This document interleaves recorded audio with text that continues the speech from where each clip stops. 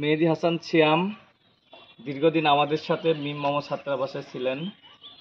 তো অ্যাডমিশন পরীক্ষায় 2024-25 সে জাহাঙ্গীরনগর বিশ্ববিদ্যালয়ে 50তম হয়েছে।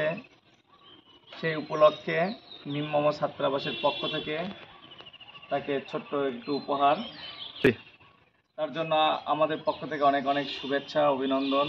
সেই সাথে আমরা দোয়া করি সে যেন সমাজের এবং দেশ ও জাতির কল্যাণে কাজ করে এবং সে সমাজের একজন গর্বিত সন্তান হিসেবে গড়ে ওঠে এবং এই দেশের একটি সম্পদ হিসেবে গড়ে ওঠে। ধন্যবাদ আজকে যারা এই আয়োজন করেছে তাদেরকে। মেহেদী হাসান সিয়াম দীর্ঘদিন আমাদের সাথে ছিলেন।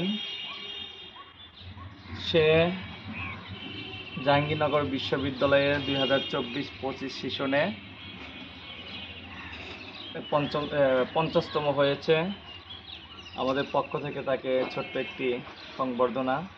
আমরা সবাই তার জন্য দোয়া করব, মেহেদী যেন অনেক ভালোভাবে পড়াশোনা করতে পারে, সেই সাথে দেশ ও জাতির কল্যাণে যেন কাজ করতে পারে এবং তার বাবা মার মুখ উজ্জ্বল করতে পারে।